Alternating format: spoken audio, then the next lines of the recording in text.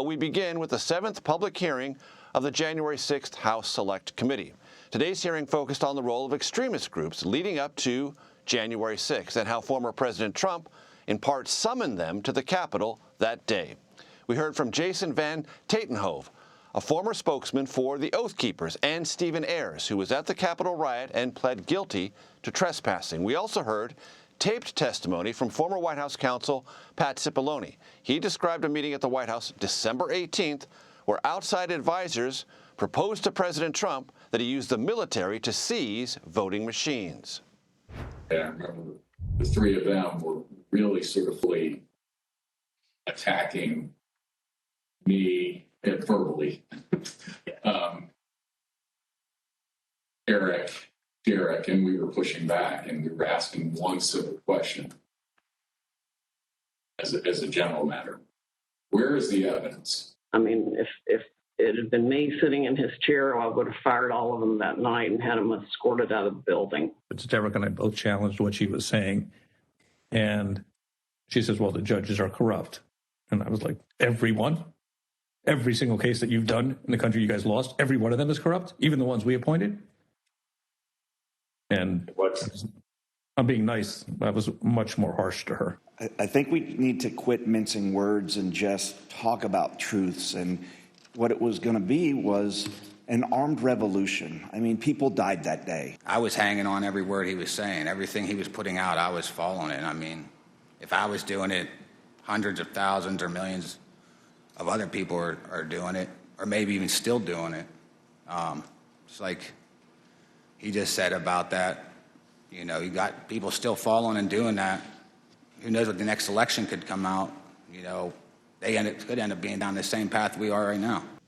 For more on the hearing, let us consult John Dickerson, Nikole Killion, and Robert Costa. They're all joining me now. John, of course, CBS News chief political analyst and senior national correspondent. Nikole, CBS News congressional correspondent. Robert, CBS News' chief election and campaign correspondent. Okay, that all the formalities have now been taken care of with titles galore. Robert, Congressman Liz Cheney said at the very end of today's hearing that former President Trump sought to contact a witness for the hearings by phone, a witness that has yet to appear. What does that suggest, A, about the mindset of the former president, and are there any potential ramifications?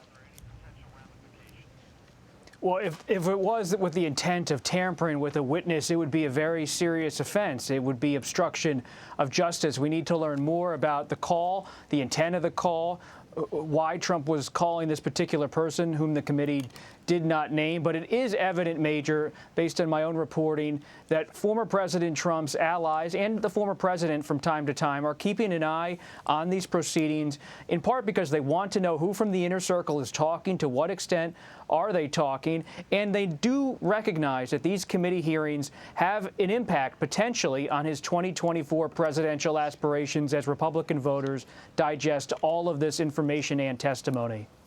And to Robert's point, Nikole, former White House counsel Pat Cipollone was part of today's hearing in videotaped testimony. He had met with and talked to the committee before, but hadn't been videotaped until last week. And some of what we're seeing today gave voice to what he was hearing, observing, and telling those advising the president from the outside. Do you think that presence of Cipollone on videotape had an important impact on today's hearing? Well, certainly the committee hopes so. I mean, look, they really wanted the former White House counsel to testify. He sat down with the panel for about 8 hours last week. And, you know, almost every committee member said that he provided a lot of valuable information, critical new information. And so they were ready to roll that out, which they did in earnest today, playing clip after clip from the former White House counsel, simply because he was so integral in terms of advising the former president as these various schemes and scenarios played out, mostly advising him against, going down some of those pathways, but also that he, was around a lot of these critical moments in the run-up to and on January 6th. So from that standpoint, we heard him in videotaped testimony talk about the fact that he did not believe that there was any evidence of fraud, that he was told that, Trump would at some point plan a graceful exit, according to the former White House chief of staff, and that, he really was almost, really taken aback again by the extent to which some of these outside informal advisors wanted to try to convince the former president to, for instance, seize voting machines or appoint a special counsel to look into election fraud. It's just something he simply did not agree with, and he made that clear in his testimony today. Nothing but heavy weather behind you, Nikole. Thank you for keeping your cool through all of that. John, there are many, many important dates in this story that the committee is trying to communicate to the American public. Two of those dates, December 18th, December 19th. December 19th is when, very early in the morning, President Trump tweets about this rally on January 6th. Will be wild. Talk about those two dates and why they played such an important role in today's hearing.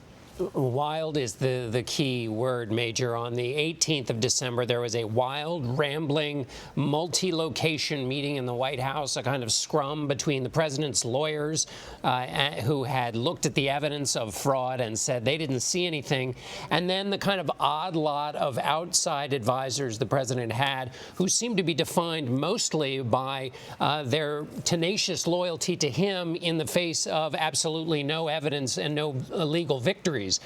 They fought. The president clearly was on their side.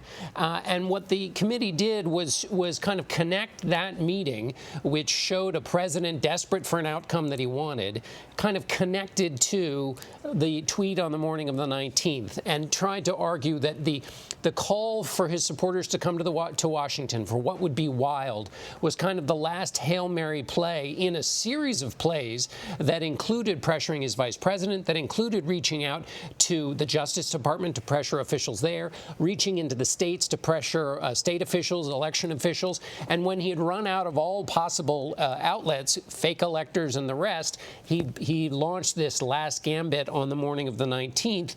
And then the rest of the hearing was about sort of his authorship of that chaos, how detailed it was, and then where it left off, what he didn't do, but which those hearing him activated themselves on their own to carry out in the riot that we saw.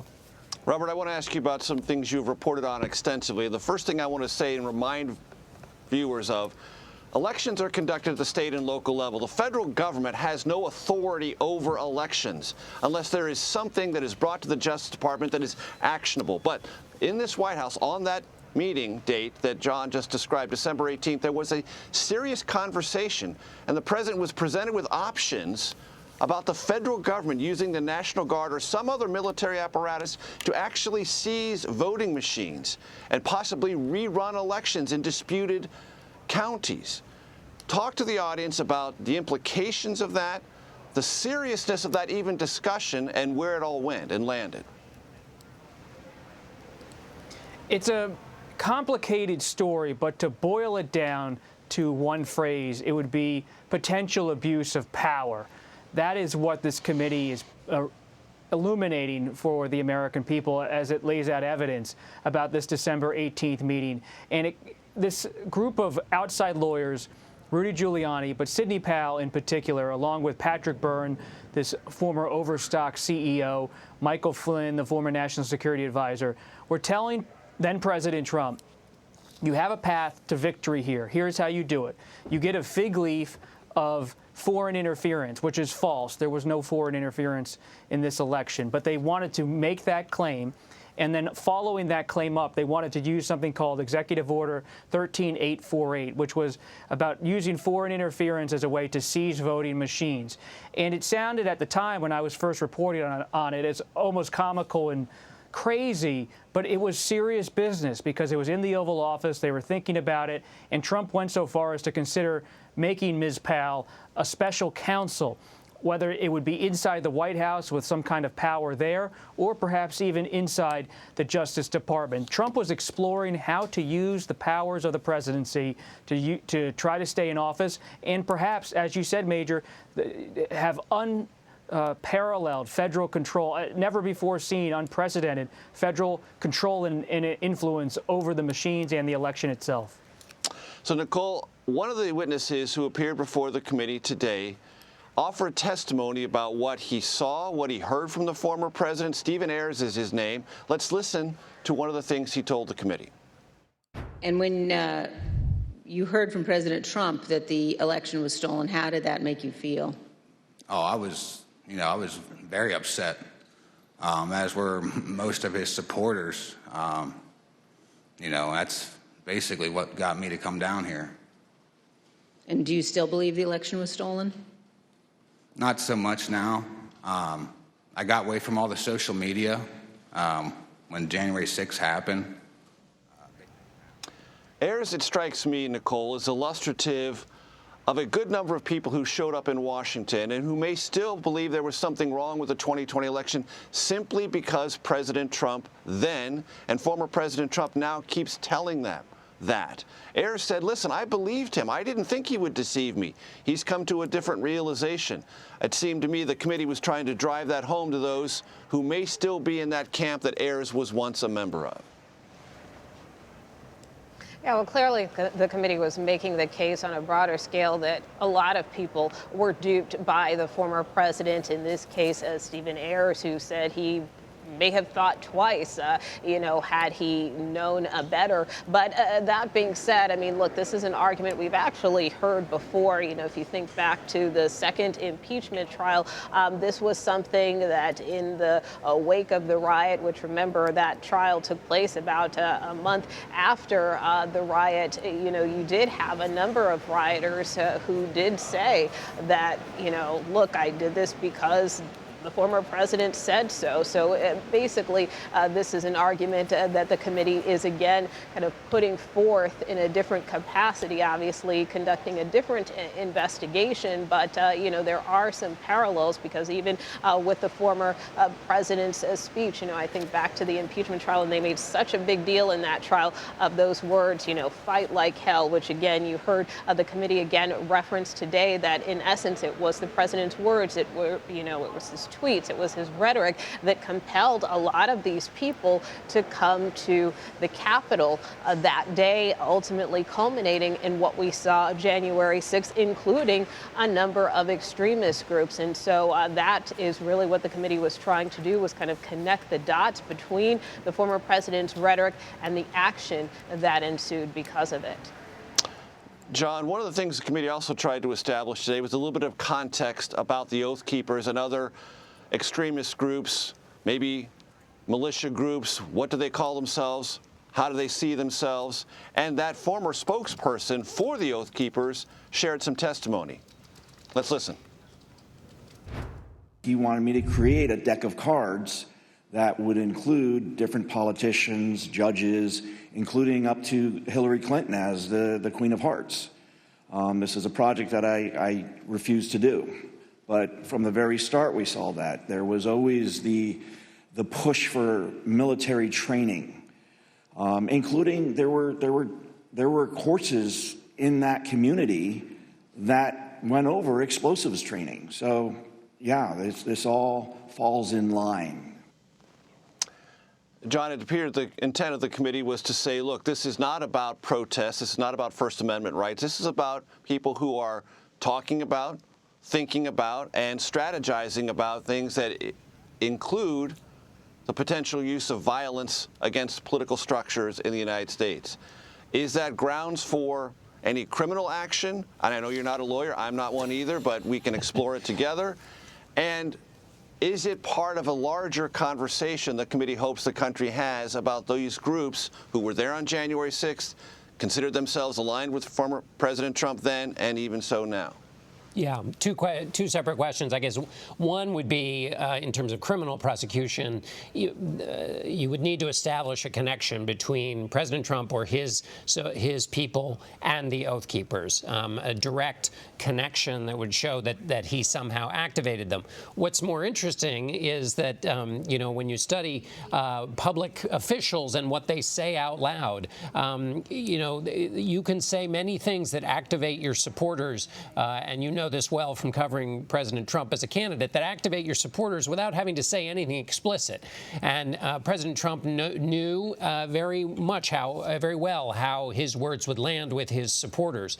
And that gets into a gray area, but you can activate their energies without having to actually be tremendously explicit about it.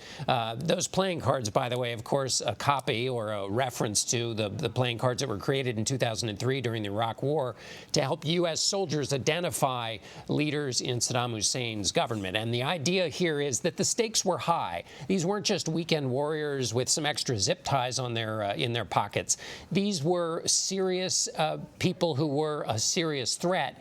And to your larger point about the existing threat in American politics, that to play footsie with these groups, to kind of brush them aside as just kind of very enthusiastic, undermines, the committee would argue, and others as well, undermines the true nature of the threat, and particularly the nature of the threat at a time where people think that if you can't get what you want through the political process, well, then violence is a perfectly reasonable option. There are more people who think that now, and it's one of the key questions at the center of these hearings, is whether that kind of thinking is called out and is not allowed in the political conversation. We need to thank John Dickerson, Robert Costa, and Nikole Killion for all their reporting and context. We do so very much. Thank you.